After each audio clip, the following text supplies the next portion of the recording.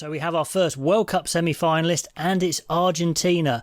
This was a really close game. Wales fans, do let me know what you think. You must have been right on the edge of your seat because this game could have gone either way, absolutely.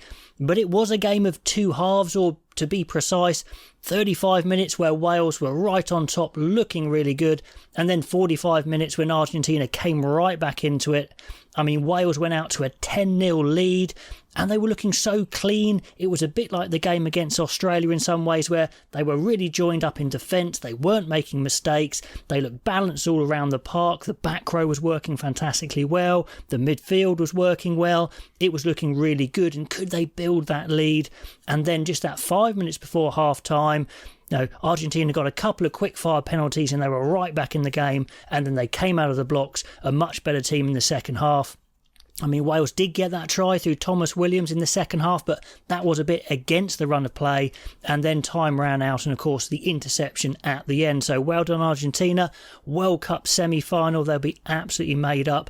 They're going to have to start a bit better, definitely, whoever they face in that semi-final. For Wales, what could have been. But, I mean, considering where they were at the beginning of this year, to get close to a semi-final is a big achievement. Gatland has worked, some really great things with this team. They look like they know what they're doing, but they did make too many mistakes. The line-out fell away a little bit and, weren't quite good enough on the day. So let's have a closer look at this game. And both sides, they're looking well organised in defence, and also they were moving the ball around a lot.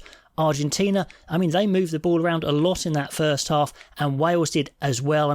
Wales deliberately try and use the full width of the pitch and often getting the ball into Louis Rees-Zammit's hands a lot, which is great because that just stresses the defence. George North, Rees-Zammit, causing problems. On 10 minutes, it was interesting. I'd just written that Gareth Davis had made a really bad fumble from a great break from Jack Morgan. Jack Morgan, what a player he's been for Wales this year, certainly in this World Cup. But then on the next play, he makes up for it with Wales' most incisive break of that first half. George North, a fantastic inside line of Biggar, taking it to the face. Davis is there in support, and then back to Biggar. 7-0, really slick, a great start for Wales. Argentina definitely blinked there, slipping off those tackles. Good stuff from Biggar, taking it to the face of the defence. And the Argentinian defence, it was slipping off in the tackle for sure. Liam Williams, he never looks like he's going that fast, but goodness me, he must bathe in a bucket of grease before games, the amount of tackles he slips through. And that's definitely Argentina's big problem in that first half, slipping off those tackles, backpedaling in defence. Now, Argentina have no problem making gain line in attack, that is for sure, but they can't build any pressure. Either good defence by Wales or a mistake by Argentina. They're not getting anything in this first half, that's for sure. And they're backpedaling in defence because they're slipping off the first tackles. They're trying to make big hits, but they're not really wrapping that well. And Wales are slipping through the first tackle. And because that line is backpedaling, they're offside. So that's 10-0 from a penalty. Really bad start from Argentina. Exactly what Wales would have wanted. But like I said, plenty of punch. Gonzalez, for example, I thought had a really good game for Argentina. Kremer making holes, but making mistakes, not winning that kicking penalty. Sinti, really bad jackal penalty with hands on the floor. That was pretty obvious. And then Wales just that bit more tidy. So Argentina in big trouble of slipping further and further behind.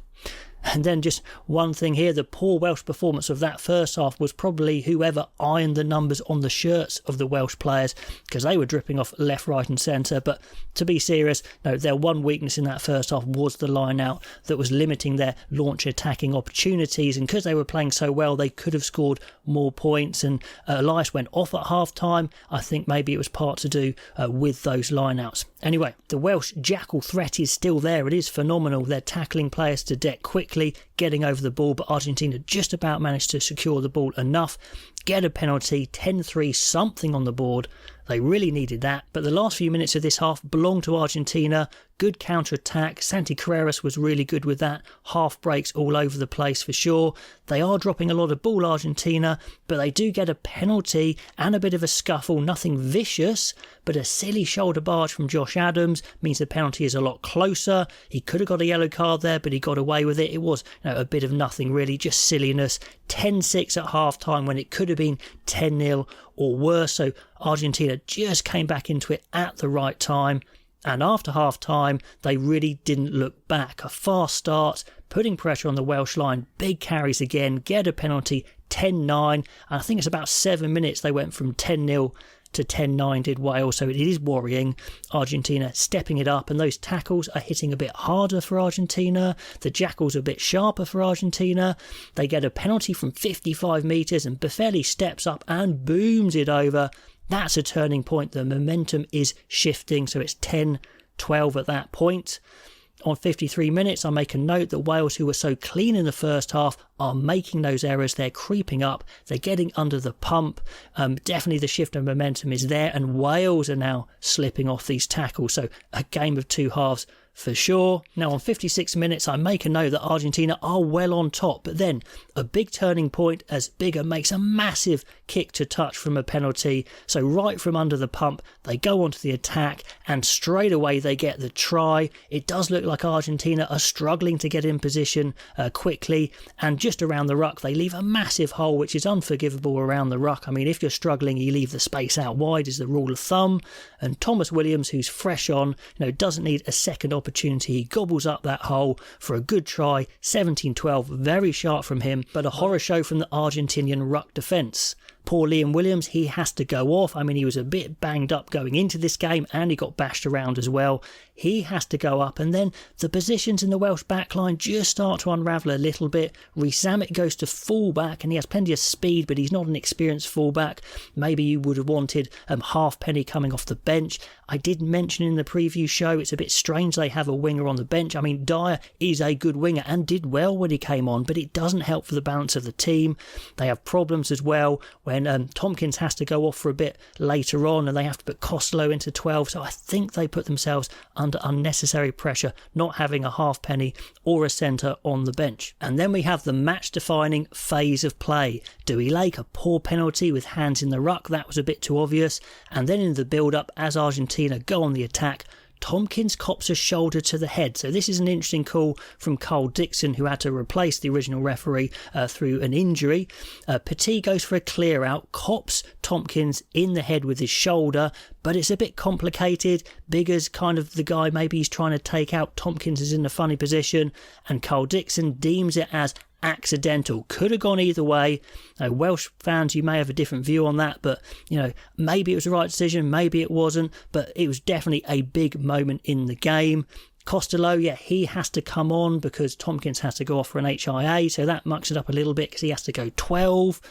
Santi Carreras has been on really good running threat, as I mentioned, and he makes a good break. Wales defend for their lives, but the penalties are mounting. They're coming under yellow card pressure as well, which they don't actually get, but Argentina simply have too much pressure.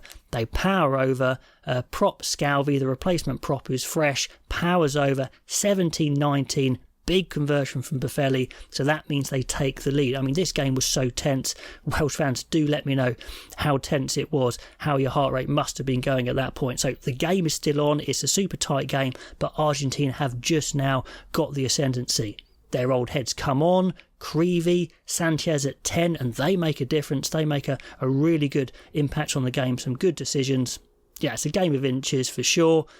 It looks like Wales have a good chance to get back into it as they finish the half fairly strongly. Big scrum penalty from Wales. The hero Scalvi becomes the villain in that one. And Wales get a good platform. Dyer scythes through. He did play well when he came on. Rhys-Zammit has a chance to get in the corner. Dives for the corner, but a heroic last-ditch tackle from Maroney. What a chance, what a game, exciting finish. At this point, Dan Bigger can barely move, but thank goodness Tompkins has passed his HIA, and Wales regain a proper midfield 10-12-13, but unfortunately that midfield is actually at fault for the final try, although Wales do have to go and push for the winner, I guess. They go for a big wraparound play. Sanchez reads it like a book, and he just about has enough pace to beat Dyer to the line and the conversion. So it's 17-26. The time is up. There's no way Wales can come back, and that is the game. So for Wales, they'll be gutted. They know if they just kept that a little bit cleaner, they could have held on to that game. Argentina started poorly, and to be fair to them, came right back into it. So game of two halves. Argentina deserved it in the end. Wales, I think they can hold their heads up high, but that is their World Cup over. Pop all those comments below on that game. I'd love to know what you think. Argentina in those semi-finals, first ones to make it. I'll catch you next time.